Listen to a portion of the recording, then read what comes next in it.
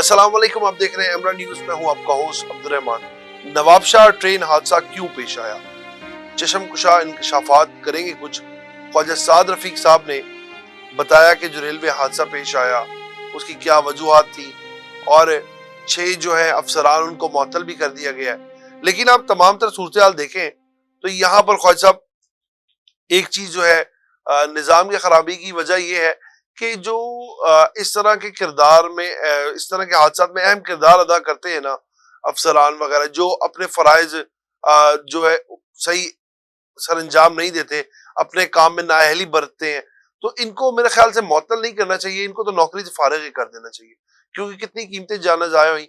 हो सकता है उस ट्रेन में मेरे घर वाले, आपके घर वाले, हमारे अजीज व अकारिब भी हो सकते थे, उस ट्रेन में हमारे अपने प्यारे हो सकते थे। तो आज उन लवाहिकीन की जगह खुदा न ख्वास्ता कल हम हो सकते हैं, क्योंकि हम भी इसी मुल्क का हिस्सा है, इसी मुल्क में रहते हैं और इन्हीं ट्रेनों में हम लोग भी सफर करते हैं। जब पिछली बार ख्वाजा साद रफीक साहब का टन्योर था और वो वफाकी वजीर रेलवे तैनात हुए, तब भी रेलवे का निजाम खासा धर्म भरम था। ख्वाजा साहब ने कुछ डेवलपमेंट्स की, जो बजट उनको मिला उन्होंने रेलवे को थोड़ा संवारने की कोशिश की और काफी हद तक संवारा भी, इसमें कोई शक नहीं। मैंने खुद भी ट्रेन में काफी बार सफर किया। उसके बाद शेख रशीद साहब आ गए तो रेलवे जो है दोबारा, जो मैंने ऑब्जर्व किया, रेलवे दोबारा नीचे की जानिब जाना शुरू हो गया। फिर तख्ता हुकूमत का पलटा, दोबारा ख्वाजा साद रफीक साहब आए।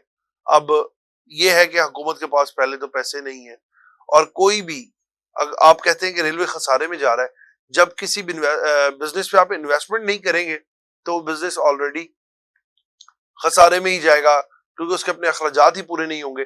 तो रेलवे को भी इन्वेस्टमेंट की जरूरत है। ख्वाजा साद रफीक ने कहा कि मैं पहले भी गवर्नमेंट से दरख्वास्त कर चुका हूँ कि खुदारा रेलवे पे इन्वेस्टमेंट करें, और हमें रेलवे पे इन्वेस्टमेंट करनी भी चाहिए, क्योंकि लाखों करोड़ों कीमती जाने जो है वो रोज ट्रेनों का सफर करती हैं।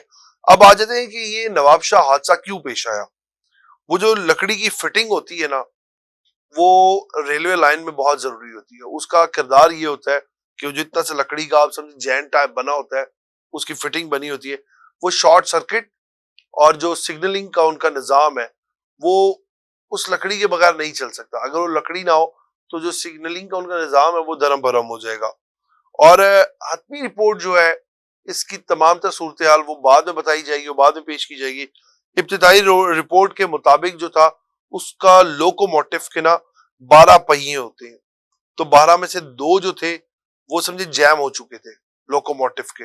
वो कराची से चला था तो एक कोठड़ी में मेरे ख्याल से उसे चेक किया गया, तो उन 12 में से 2 पहिए वो जैम हो चुके थे। तो उन 2 पहियों को अब होना तो ये चाहिए था कि उस लोकोमोटिव को तब्दील कर देते, लेकिन बात वही है कि नाअहल काम करने वाले भी कुछ मुलाजमीन होते हैं जिनको आप गंदे अंडे कहें, ठीक है, वो भी तो हमारे इदारों का हिस्से होते हैं और हर इदारे में इस तरह के गंदे अंडे पाए जाते हैं जो अपनी जो फराइज है उनको बखूबी सर अंजाम नहीं देते, अपने काम से जान छुड़वाते। अब उसको चेंज करने की जगह उन्होंने आई चलाई वाला काम किया कि उसका लुब्रिकेंट ऑयल पूरा कर दिया, उसको ऑयल शॉयल लगा दिया कि जी चल जाएगा। लेकिन ये एक तो सैलाब ज़दा इलाका था, पहले भी यहाँ पर लाइंस काफी खराब हुई, रेलवे का निजाम काफी ऐसा दरम भरम रहा। अब ये कोठड़ी से जो रोड़ी तक का लाइन का सिस्टम है ना, वहां पे ऑलरेडी बहुत से मसाइल है। तो पहली हादसे की वजह वो लोकोमोटिव था। दूसरी जो है वो 42 जो सेंटीमीटर, आई थिंक 42 फुट लंबाई की जो पटड़ी का ट्रैक है ना, वो वहां पे खराब था। क्योंकि बात वही है कि रेलवे के पास पैसा ही नहीं है कि इस तरह की चीजों को बेहतर बनाया जाए। अब ये तो नहीं हो सकता कि तमाम तर सूरत हाल आप ख्वाजा साद रफीक के गले डाल दें कि जी मैं यहाँ पे कोई ख्वाजा साद रफीक साहब को डिफेंड नहीं कर रहा, मैं एक वैसे जनरली से एक बात कर रहा हूँ कि वो मिनिस्टर है रेलवे के, ठीक है, लेकिन इस तरह नहीं हो सकता कि वो एक हाथ में हथौड़ा पकड़े, एक हाथ में छैनी पकड़े और एक एक ट्रे का उसका ट्रेन का व्हील खुद चेक करें और जाके पूरे ट्रैक खुद चेक करें, जब नीचे मुलाजमीन है। अब माशाल्लाह एक तो शाही हमारा जो है, हर डिपार्टमेंट ही शाही है, वहां पे शाही अफसरान बड़े होते हैं। सर वहां पे तो आप किसी नायब कासद को हाथ लगा लें तो वो आपको काटने को दौड़ पड़ता है। अगर आप एक आम शहरी है मेरी तरह, आप जाके जरा बात तो करके देखें। और सर दूसरी जो बड़ी वजह ये है कि ट्रेन में जब आप कभी सफर करें ना, तो छोटे स्टॉप्स वाले जो सवारियां होती है, वो यकीन करें इकोनॉमी क्लास में गधे घोड़ों की तरह लाद देते हैं। बिजनेस क्लास में मजाल नहीं है कि कोई दूसरा पैसेंजर चढ़ सके। क्यों? क्योंकि वहां पे भी क्लास का फर्क आ जाता है। बिजनेस क्लास लोअर एसी में फालतू रशकश नहीं होता। जितने टिकट्स रिजर्व है उतने ही लोग बैठते हैं। और इकोनॉमी क्लास वो ऐसे लगती है जैसे आप कोयटा की कभी आप बसें देखे ना, सरियाब रोड से बाजार जो चलती है, तो दरवाजे तक लोग लदे होते हैं। और रोड़ी से ये जो छोटे छोटे स्टॉप शुरू होते हैं जंक्शन के बाद, इधर तो सवारी वैसे ही बहुत होती है, तो वो जिन्होंने अपने गांव जाना है वो भी लद जाते।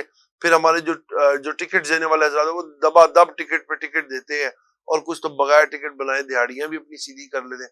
तो खासा इस निजाम को थोड़ा सा बेहतर बनाए अगर आप का इख्तियारात में है, तो जो इस तरह के नाअहल है पहले तो उनको घर भेजें, उनका बोरिया बिस्तरा पूरा करें, ताकि वो समझते हैं कि यार हम सरकारी नौकरी मिल गई तो हम जो है वो सरकार के दामाद बन गए।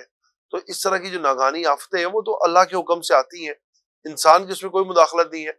लेकिन आप अपने फराइज को कितना सरअंजाम कर रहे हैं, कितने सरअंजाम दे रहे हैं, कितना आप अहल होके अपने काम के साथ लॉयल है, ये भी आप पे बहुत डिपेंड करता है। अगर ये जो अमला आपने मअतल की है, ये अगर ना अहली ना दिखाता और उस लोकोमोटिव को तब्दील कर देते, तो शायद आज ये इतना बड़ा हादसा जो है वो रूनुमा ना होता और ना हम ये डिस्कस कर रहे होते। और बकाया आपको पता है लोग तरह तरह की सोशल मीडिया पे पिक्चर्स वायरल कर रहे थे कि जी ये लकड़ी का टुकड़ा लगा हुआ था, उसकी पिक्चर्स खींच के, और इसकी वजह से जो ये सब कुछ हो गया। और 15 लाख रुपए पर हेड जो है वजीर रेलवे ख्वाजा साद रफीक साहब ने कहा है कि रेलवे की एसओपी है, हम जो है लवाहिकीन को देंगे 15 लाख रुपए पर हेड। और अल्लाह पाक करे कि जो उनके लिए आसानी वाले मामलात करे, जिनके प्यारे इस दुनिया फानी से चले गए हैं, और रेलवे पर इन्वेस्टमेंट करें। इसमें कीमती जानें जाया होती हैं इस तरह के हादसात में, क्योंकि जान है तो जहान है। और हमारे भी प्यारे और हम खुद भी इन्हीं रेलगाड़ियों में सफर करते हैं। जापान देखें, उसकी टेक्नोलॉजी कहाँ चली गई है। आप जर्मनी देखें, मैग्नेटिक वेव वाली ट्रेनें। साडी इथे जनाब पटड़ी की ट्रेन सीधी नहीं चल रही, वो 280 300 रुपए 300 किलोमीटर की जो है रफ्तार से जा रहे हैं। गोली की तरह ट्रेन पास से जाती है, ऐसे थोड़ी सी बुलेट ट्रेन का जाता है। हमारी ट्रेन 40 की स्पीड में सर इधर उधर हो जाती है। क्यों? क्योंकि हमारे रेलवे पे इन्वेस्टमेंट बिल्कुल नहीं हो रही। और अगर ऊपर से पैसे रिलीज कर भी दिए जाते हैं, तो ये जो नीचे छोटे छोटे कछुए होते हैं ना, पत्ते वो खा जाते हैं। इसी के साथ अपने मेजबान को इजाजत दीजिएगा। आपसे फिर मुलाकात होगी, तब तक के लिए अल्लाह निगहबान।